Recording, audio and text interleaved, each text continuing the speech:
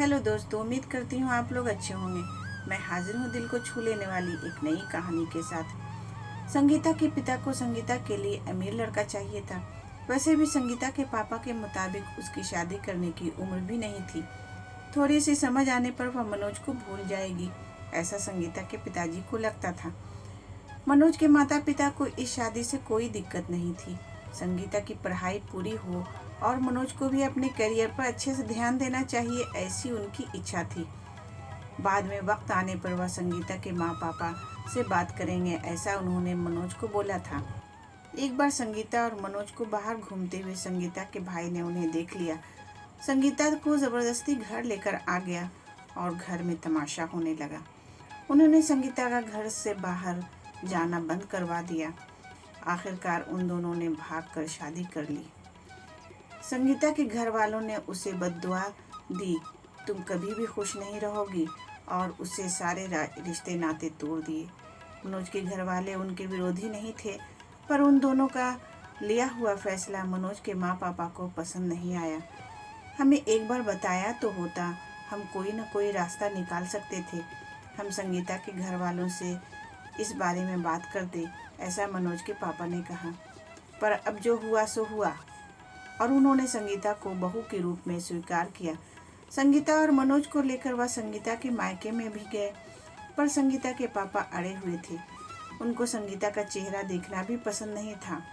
पापा के खिलाफ जाने में माँ की हिम्मत भी नहीं हो रही थी। संगीता के लिए अब मायका पूरी तरह से छूट गया था।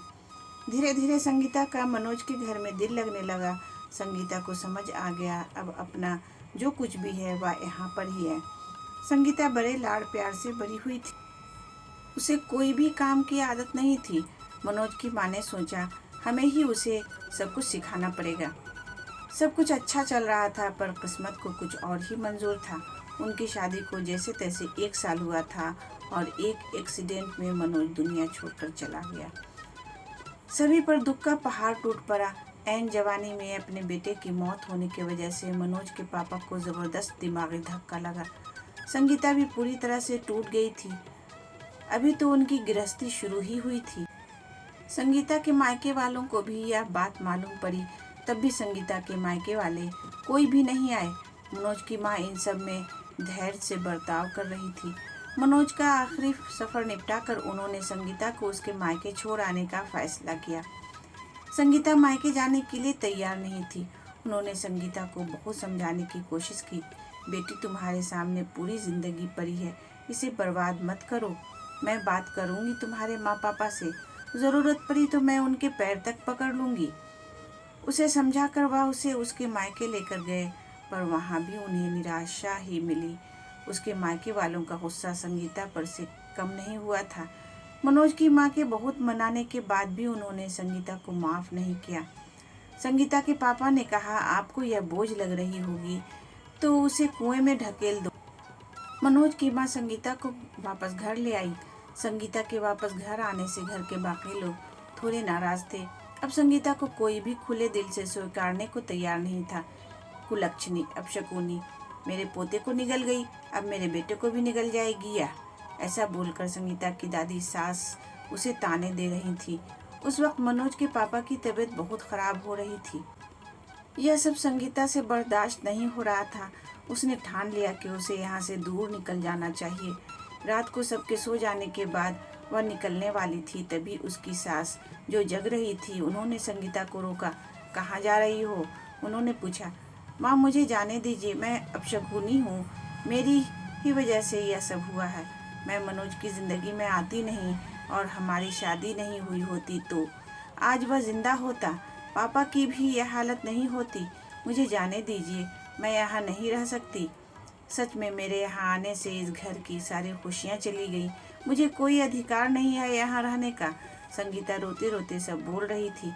उसकी सास ने उसे पहले शांत किया, फिर बोली, संगीता, तुम दोनों मिले नहीं होते तो, और तुम्हारी शादी नहीं होती तो, उस दिन उस ट्रक ड्राइवर ने नशे में गाड़ी नहीं चलाई होती तो, रास्ते पर लोगों ने मनोज को वक्त पर हॉस्पिटल ले गए होते तो, बहुत तो है बेटा, पर अब वक्त निकल गया है इन सब बातों का विचार करने का।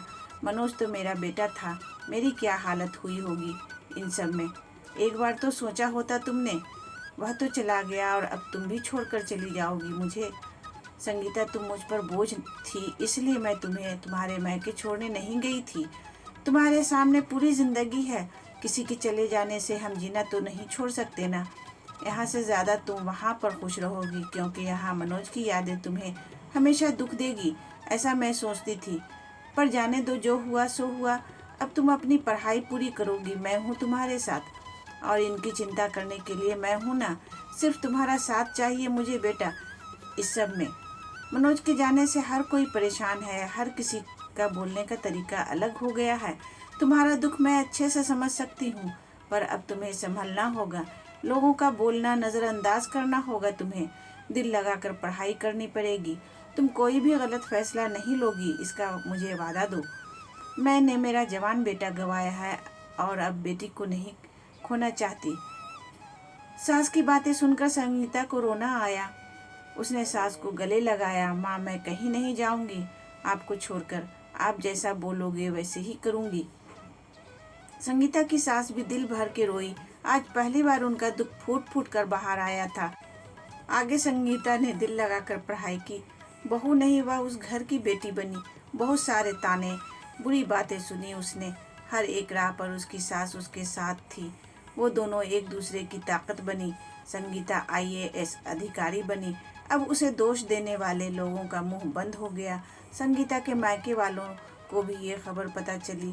उसके पापा के सिवाय मायके के बाकी लोग उसे पूछने लगे थे। सास ने अच्छा लड़का देखकर संगीता की दूसरी शादी करवाई। शादी के बाद भी संगीता अपनी इस माँ को कभी नहीं भूली। सास के रूप में संगीता को मुश्किल वक्त में जीना सिखाने वाली माँ मिली थी। पर सच में संगीता की सास जैसी ऐसी कितनी समझदार औरतें हैं इस समाज में, जो दूसरों का आधार बनकर उनका जीवन सफल बनाती हैं। अगर आपको आज की कहानी पसंद आई हो तो वीडियो को ज़रूर लाइक कीजिएगा और अपने दोस्तों के साथ भी शेयर कीजिएगा। और हाँ, अगर आपने अभी तक हमारा चैनल सब्सक्राइब नहीं किया है तो ज़रूर सब्सक्राइब कर लें। मिलते हैं कल एक नई कहानी के साथ।